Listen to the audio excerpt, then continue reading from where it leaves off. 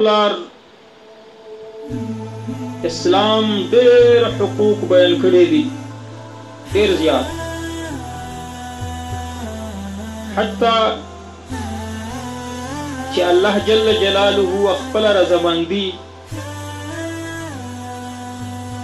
خپل رضامندۍ سره د مور او پلار رضامندي لازم او ملزوم ګرځولې ده.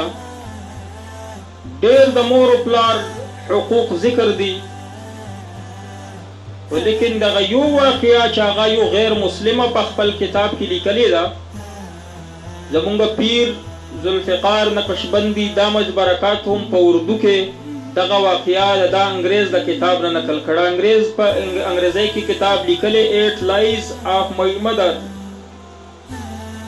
یعنی دا انګریز وایي چې مالا خپل مور په ژوند کې 8 واره دروغ ویلي وو. زه بچپن کې په هغې پوهېدم نه، او چې زه لوی شوم نو مالا پته ولګېده چې 8 واره ما سره مور دروغ ویلي وو. هغه مور دروغ بیانوي، د هغې رحم بیانوي، رحم دلي، هغه درد یې بیانوي چې اولاد دپاره څومره درد وي د مور په زړه کې، هغه بیانوي. دی وایي چې کله زموږ پلار وفات شو، زه مور سره په یو وړوکې شانتې کور کې د قریې په کور کې اوسېدم،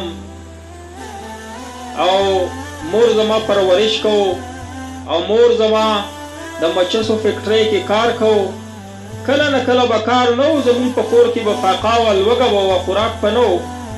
نو یو وارې په اول ځل چې ماله مور دروغ وی، هغه داسې چې مور چولې پخې کړې، ماله خپله برخه راکړه، او زه مشوم مو ما زر زر وخوړې. نو مور مې خیال وکړو چې دغه مشوم دی یا لوږه یې ختمه نه ده، نو خپله عیسا وریجې یې ماله راکړې. ما ورته ووایي چې نه مور یې دا ته وخوره. دره مور راته ووایي چې نه بچیه ما ته لوږه نشته، دا ته وخوره. وروستو ما ته پته ولګېده چې مور مې دومره ټوله ورځ مزدورا کړې وه، کار یې کړی و، محنت مشقت یې کړی و، مور ته لوږه وه، خو زما د لوږې د وجې نه ما سره دروغ وایي چې بچیه ما ته لوږه نشته، دا هم ته وخوره. وایي دویم ځلې کله نه کله به مونږ زړه دا غوښته چې کله غوښه راوړو، مچھلی کباب راوړو، هغې دپاره به زمونږ سره څه بندوبست نه و. نو اتوار په ورځ به د چوټۍ په ورځ زمونږ سکول چوټي وه، د مور د فیکټرۍ چوټي به وه، مونږ به لاړو سمندر ته چې چېرته کبان ونیسو. وایي چې یو اتوار په ورځ باندې 2 کبان مونږ ونیول، کور ته مو راوړل، مور مې دواړه پخه کړ او دواړه یې ما مخې ته کېښودل. چې ما ورته وایي ته راسره وخوره. مور راته وایي چې ما ته کبان ښه نه لګي، ته یې وخوره، 2 کبان دي. چې وروستو ما خیال وکړو زما مور چې ما کوم هډوکي غورځولي وو د کبانو، هغې هډوکي نه یې غوښه خوړله، هډوکي لږ لږ خوړل. وروستو ما ته اندازه وشوه چې مور ته کبان ډېر خوښ وو، خو ما دې وجې نه دې ما سره دغه دروغ وویلې. دریم ځل دی وایي چې امتحان په وخت کې، د سکول امتحان په وخت کې په یورپ کې رواج دا دی چې مور وي یا پلار وي، امتحان په ورځ ماشومانو سره راځي. وایي ما پلار وفات شوی و، ما سره مور راغله، او سخته ګرمۍ کې ما له انتظار وکړو چې امتحان ختم شو، نو ما له یخ جوس راکړه چې بچیه دا وڅښه. چې ما ورته ووایي چې نیم ته وڅښه، نو دی ووایي چې نه ما له څنده نشته، ته د جوس پوره وڅښه. چې وروستو زما مور نو اوبه څو ګیلاسه یخې اوبه وڅښلې، نو ما ته اندازه وشوه چې مور ته خو زما تنده وه، خو خپله تنده یې زما په تندې باندې قربان کړه. دا 3 وارې ما سره مور په زندګۍ کې دروغ ووایي. څلورم ځل یې هغه ورځ باندې په هغه شپه باندې دروغ ووایي. وایي زما د سکول فیسونه زیات شول، زه مخکې کلاس 8 ته لاړم، زما د مور کومه مزدوري وه، کومې پیسې وې، هغه زموږ فیسونو ته پوره کېدې نه. نو مور مې د شپې مچسو فیکټرۍ نه مې مچس راوړل، اوور ټایم دپاره کور کې به هغه مچس د بوی کې بندول. په نیمه شپه زه راپاڅېدم، مور ته مې ووایي چې مورې ته خوب ولې نه کوې، وده کېږې ولې نه؟ او د مور سترګې ما ولیدې تکې سرې وې.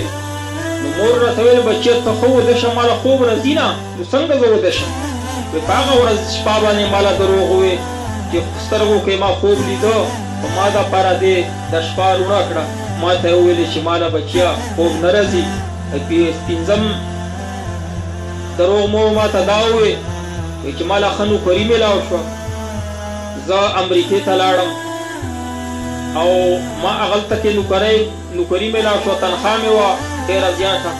نو ما ته پیسې مور له راولېږلې. مور مې پیسې واپس کړې چې بچیه ما سره ډېرې زیاتې پیسې دي، ما له پیسې مه رالېږه، خپل مستقبل فکر وکړه، واده وکړه ځان دپاره، بچو یې فکر کوه. دغه ورځې باندې ما له مور دروغ وویل. او بیا ما ورته وویل چې ما واده وکړو، کور ما له میلاو شوی لوی کور دی. مور ته مې وویل چې راشه ته به موږ سره خوشحاله زندګي تېروې. مور را ګمان دا کوو چې د ده ښځه به ما سره خوشحاله نه وي. ډېرې زنانه داسې وي چې خواښې پرې بدې لګي. وي دغه مور دا خیال وکړو چې دغه د ښځه په ما باندې خفه کېږي. نو ما له جواب راکړو چې بچیه دغه زوړ کور زما ډېر خوښ دی، په لویو کورونو کې زه وخت نشم تېرولی. وایي دغه دروغ یې اووم ځل یې وویل.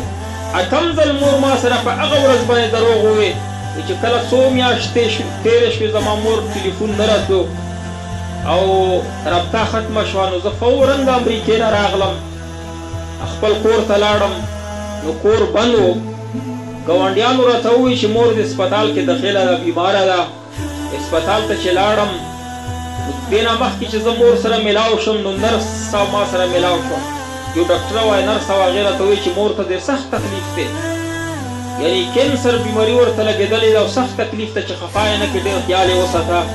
وایي چې زه چې ورله مور له څرګند شوم، مور مې په کټ کې ولیده. نو ما ته مې مور په هغه وخت کې چې په کینسر کې ډېر سخت تکلیف وي، ډېر سخت بدن دردونه کوي، الله پاک دې مسلمان ته وساتي، انسان دې ته وساتي. کینسر بیماري ډېره سخته ده، انسان ته ډېر سخت دردونه محسوسېږي. چې مور مې ما ته لرې نه آواز وکړو چې بچیه خفا نه شې، ما ته هېڅ قسم درد نشته. په هغه ورځ باندې ما ته په آخري ځل بیا دروغ وویل. بیا څه وخت پس زما په لسونو کې زما په غېږه کې مور ساه ورکړه. نو ځکه الله جل جلاله قرآن کې څومره جامع آیات کې د دو دواړو دپاره دعا ښودلې ده. رب ارحمهما کما ربیاني صغیرا. اے رب زما مور او پلار دواړو باندې داسې شفقت وکړه، داسې د مینې محبت اظهار ورسره وکړه لکه بچپن کې څنګه مور او پلار ما سره د شفقت او د مینې اظهار کړی دی. چا چې مور او پلار ژوندي دي هغې احترام او قدر وکړئ، چا چې وفات شوي دي هغو ته دعا کوئ چې رب ارحمهما کما ربیاني صغیرا. اے رب زما مور او پلار باندې داسې شفقت وکړه، داسې مینه ورسره وکړه لکه بچپن کې ما سره شفقت او مینه کړې وه. د مور او پلار خاص کر کې د مور مینه او شفقت دنیا کې د دې نعم البدل نشته، البته د الله جل جلاله خپلو بندګانو سره. او یا کېدته هم د مور نه زیاته مینه ده، الله پاک دې موږ سره هغه مینه او شفقت اظهار وکړي، الله پاک دې موږ په خپل فضل سره وبخي.